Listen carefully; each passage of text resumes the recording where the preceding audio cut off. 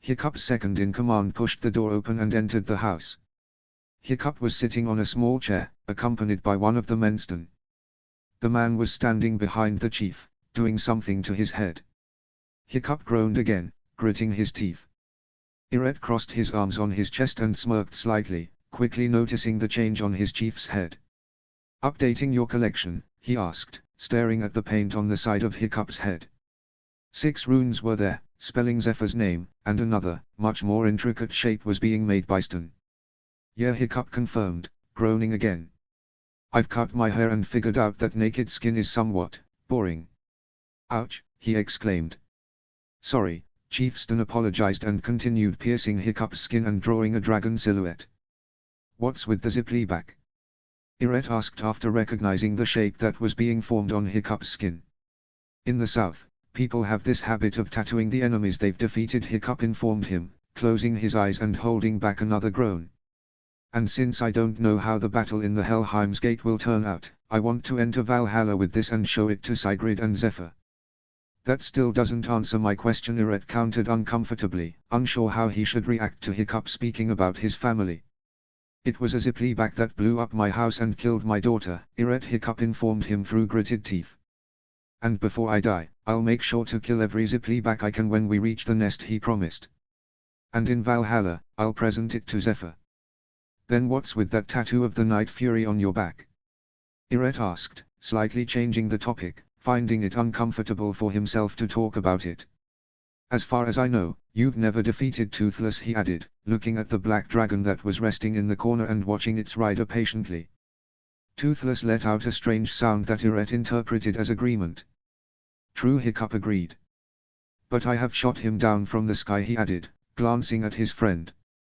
The Night Fury rolled its eyes. "So, that's similar to defeating him," he said with a small smile. "How are the preparations going?" Hiccup asked, changing the topic entirely. Slowly, Iret informed him. "I mean, perhaps not as fast as you would like to, but we're making progress. People are cutting down the trees, and a few boats have already started taking shape. Also, the docks are almost completely rebuilt, so it's only a matter of time."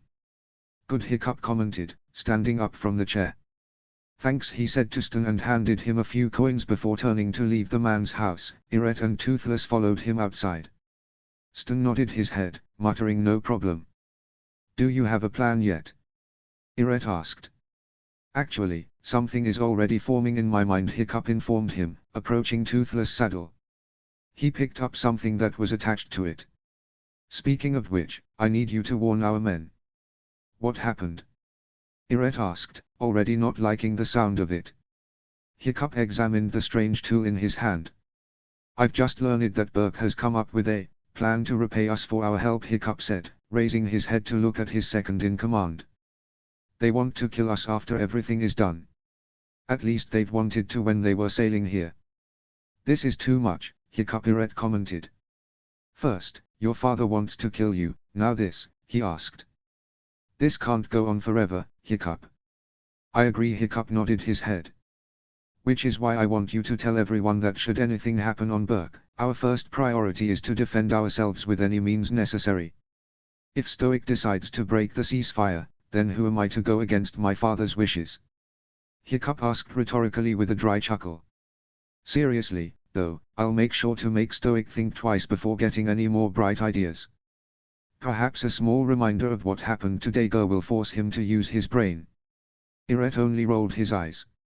"I'll tell the others," he promised. "What's that thing?" he asked, pointing at the strange item that Hiccup was holding. "Oh, that's a little souvenir I took with me from Francia when I left," he informed him, directing his gaze to the thing he was holding. "They call it crossbow," Hiccup said, lifting the item. "It's sort of an upgraded version of a bow that deals much more damage and doesn't require any strength to load. Which reminds me, are there any dragon carcasses left from the raid? I want to check something." "There should be a few," Iret answered hesitantly, not sure what Hiccup meant with his question. "Good. Gather a few men and attach one of the dragons to the trees," he ordered. "Why?" "As I've said, I want to check something."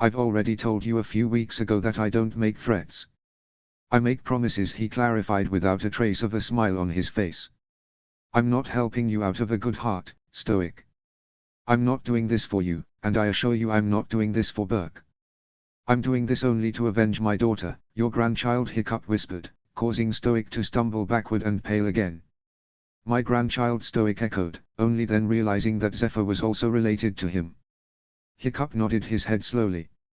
Also, I did some digging regarding our situation, he continued as if their previous conversation never took place. There is a certain rule in the laws of the archipelago, placed there by Hamish I, our ancestor. Since I've let you live after you attacking my tribe, I can demand anything I want for not taking revenge on Burke, he said, taking pleasure in seeing realization hitting Stoic with full strength. Right now, I haven't yet decided what the price for the peace might be, but pray to the gods that I don't find any reason to demand a higher price, he warned him. Leave me now.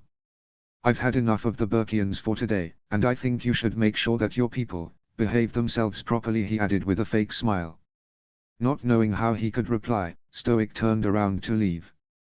And please, don't consider my words a threat, Hiccup called out behind his father, loading another arrow on the crossbow. Consider them a promise, he finished, firing again at the dead nightmare. Chapter 30. Can you believe it? Snotlout asked the others from Burke, shaking his head. Astrid closed her eyes and sighed heavily, also shaking her head.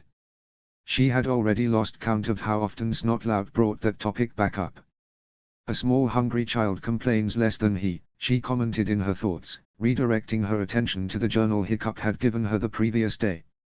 If Snotlout kept complaining like that, there was little to no chance of them building their ship in time, and they only had to build one boat, unlike the Drekians, who were forced to rebuild the vast majority of their ships and the docks. However, the Burkians haven't made much progress, unlike their hosts. Due to her injuries, Astrid was incapable of helping in the boat-building process. Gobber also couldn't provide much help because of his missing leg and arm. So, out of the 7 people, only 5 remained that were capable of participating in the boat-building process. Or 4.5, Astrid thought. Stoic would oversee their work, but he rarely aided them. His attention was focused all around them, marveling at what Hiccup his son had created. Every now and then, their chief would simply abandon them and search for his friend Bertha to ask her questions about Hiccup. Apparently, after his conversation with his son the previous day, Stoic wasn't as enthusiastic to confront the young chief anytime soon. And so, that left Rough Nut, Tough Nut, Fishlegs, and Snotlout responsible for building their ship. Normally, 4 people would be more than enough for that kind of task, but the twins had problems concentrating, especially if Stoiczay would start complaining about Hiccup once again. For the past few hours, Astrid has listened to countless theories on what exactly happened to their chief's son during those 10 years they haven't seen him. What agitated her betrothed the most was the fact that his cousin had a child. Or used to have. In his opinion, the woman that carried Hiccup's daughter had to be blind, or the young chief forced himself onto her. Fishlegs, on the other hand, was much more interested in everything that surrounded them, especially the dragons. He wasn't willing to admit it, but on Dreki lived species that even he knew very little about. Once in a while, he would ask others about their opinions on something that, at that point, would pique his interest. Unfortunately for him, no one was willing to answer him, finding his questions irrelevant or simply boring. And so, their ship was nothing more than a couple of cut-down trees, waiting to be turned into a boat that would take them home. I cannot believe how lazy you actually are, Astrid replied before Snotlout could resume his tirade about the injustices of the world and how it was ridiculous that the useless was a chief. If you keep getting distracted like that, it will be years before we see Burke again. But keep in mind that by then, Hiccup will most likely have returned from Helheim's Gate, victorious, she added slowly, taking pleasure in the way her betrothed's face contorted in anger. His skin turned a deep shade of red. While you will be sitting here and complaining like a small child. Right now, you're truly showing that you are indeed the best chief material Burke could have ever hoped for, Astrid finished sarcastically, adding insult to the injury. Really? Snotlout asked, practically seething with anger. And who would be better? The useless, he asked with a chuckle. The twins laughed slightly as well. Astrid only rolled her eyes. He might be acting tough now, But when we're back on Berk, he will be remembered his rightful place. And I don't care if this is my cousin or not, we've all agreed to get rid of their chief after everything is done, he added with a smirk. Astrid looked around, afraid that someone would hear Snotlout's words. Luckily, none of the Drekians was within an earshot. However, judging by the even more hateful glares they've been receiving that day, Astrid deduced that Hiccup had shared with his people the information he had heard from her. She couldn't blame him, though. The Shield Maiden guessed that if their positions were reversed, she would have done the same. Still, it wasn't wise to speak about it loudly. First of all, keep your mouth shut, you idiot, she countered, effectively wiping away the smirk from Snotlout's face. And second, I wouldn't be so sure about it if I were you. Yeah. Why? For once in your life, use your brains, Snotlout, she said, shaking her head. After 10 years, Stoic has found out that his son is alive. Do you really believe he would allow anyone on Berk to as much as look at Hiccup in the wrong way? I think that if someone tries anything stupid, Stoic might actually follow Hiccup's example and perform the Blood Eagle. Astrid continued with a certainty in her voice that was absent in her heart. She was only making that up, but seeing how fear found its way onto Snotlout's face made it all worth it. After all, he, as well as the rest of us, had a perfect view on how it's supposed to be done, she added with a subtle smirk. Stoic won't be a chief forever, Snotlout countered slowly, looking around to make sure that his uncle wasn't anywhere nearby. It's only a matter of time before this title falls onto me, and then, I'll make sure to pay back my cousin dearly for everything he has done to us, he added cockily. It was time for Astrid to pale. The twins and Fishlegs were listening to their confrontation, eager to see who would come up on top. Again, I wouldn't be getting my hopes up if I were you, Astrid countered, choosing her words carefully. Snotlout only challenged her by raising his eyebrow, daring her to explain. In fact, let me rephrase that, I would be terrified of my future right now if I were you. You might be an heir right now, that is true, but Stoic has just found out that Hiccup, his only son and rightful successor, is alive. Think about it for a while and answer my question.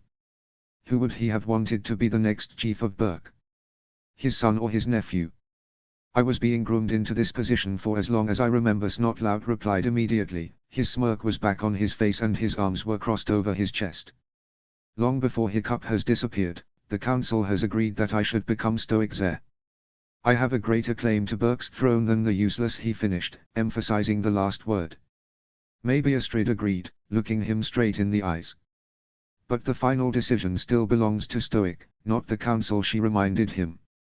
I might be wrong, but I have a feeling that he would prefer the throne to remain in the hands of the Haddocks, especially now that he has seen that Hiccup is more than capable of being a chief. And what makes you think that? I don't know, maybe everything around us, she replied, rolling her eyes in annoyance. He had actually been a chief for a few years now, while you weren't allowed to rule over Berk for even a day, she pointed out. Even though Astrid hadn't had it all planned, the more she said, the more reason it actually made in her mind. And, judging by how Snotlout's expression dropped, she deduced that her words made sense even in her betrothed's mind. She glanced at their peers, watching their reactions. Rough Nut was smirking slightly, looking between her and Snotlout. Tough Nut's expression was indecipherable, though. If she had to guess, Astrid would say that he wasn't focusing on their conversation anymore. Fishlegs seemed to be deep in thoughts, if his furrowed eyebrows were any indication. Nice words, Astrid, Snotlout commented slowly. But I would be picking them much more carefully if I were you, he added, using her own tactic against her. Astrid raised one of her eyebrows, encouraging him to explain what he indicated. You seem to forget that in the near future, we'll be married, he reminded her. And it wouldn't be your wisest move if you got under your husband's skin so quickly, Snotlout finished. Astrid smirked at that. You couldn't have made it any easier for me, could you? Ah yes, the contract, she replied, slowly nodding her head. You know, I just realized that when Stoic declares Hiccup as his successor, he will earn the right to choose his wife before anyone else, Astrid said. Even though she did her best to remain calm on the outside, inside she was practically jumping up and down with joy. The solution that she so desperately needed to get herself out of that bloody contract was within her reach. Of course, many key aspects of that solution were beyond her control, but the sheer fact that there was a way out for her was enough to fill her heart with happiness she hadn't felt in a long time. and, judging by how he asked me to dance during the wedding, I would say that this contract won't be bothering me for that long anymore. Hiccup will not be Burke's chief. Snotlout seethed through gritted teeth. His fists were clenched so tightly that his knuckles turned white. And if he as much as thinks about touching you again, he will regret it, he promised. Astrid only smirked at that. Besides, he's a widower, he added, looking around on the others. Ruffnut furrowed her eyebrows while Fishlegs nodded his head slowly, again deep in thoughts. He cannot take another wife. He's not a widower, at least not officially, Fishlegs countered weakly, earning himself a hateful glare from Snotlout. Even though he was both taller and heavier than Burke's heir, he still cowered beneath the gaze he received. I'm just saying, he added quickly, lifting his hands in self-defense. After what happened during the wedding, I tried to find the Na'u rune on his hand, but it simply isn't there. What I'm trying to say is that there is no proof that Hiccup is a widower, especially now that his daughter is. He trailed off. Astrid trembled slightly. Despite having almost no contact with Hiccup's child, she couldn't deny the fact that she was cute, to say the least. And she still had the memory of the young chief holding his only child's corpse in his arms fresh in her mind. She trembled again. Do you think Hiccup will teach us how to ride the dragons when he becomes the chief? Ruffnut asked, finally entering the conversation. The female twin glanced at Astrid briefly before directing her gaze at Snotlout. Despite the fact that it lasted so short that it was almost unnoticeable, Astrid didn't fail to see Ruffnut's subtle wink. She smiled slightly, quickly understanding what her friend was doing. Snotlout's hateful glare was then directed at the female Thorsten, who only shrugged. Her words, though, also caught the attention of her brother. That would be awesome. Tuffnut commented enthusiastically. Astrid chuckled quietly, mesmerized by how little was necessary to gain back the male twin's attention. Can you imagine how easy it would actually be to blow stuff up if we had dragons? He asked, looking at his sister. Ruffnut nodded in agreement before the siblings smashed their foreheads together as they always did when they were in agreement about something. Astrid heard Fishlegs sighing heavily, and she couldn't help but mimic his reaction.